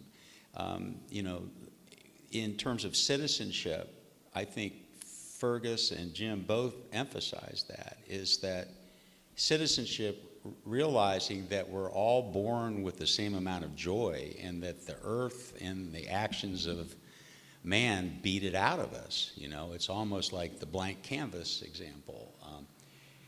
So what you said was very deep, my friend, and not being able to reflect on your current state of affairs, even with all of that historical perspective available to you, ignores so much. So thank you.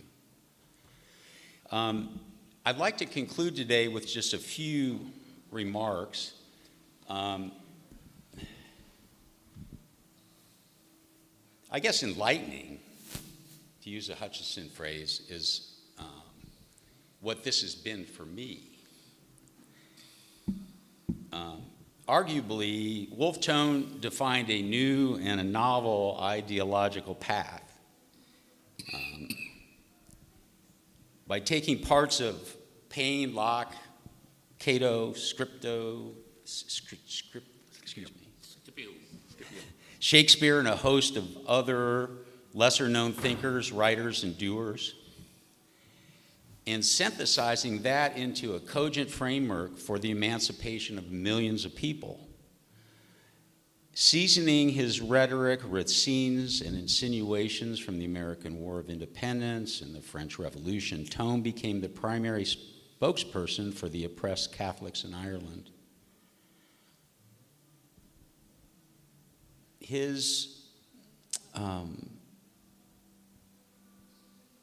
In a modern day context, you really have to see Tone as their chief marketing officer, their brand manager,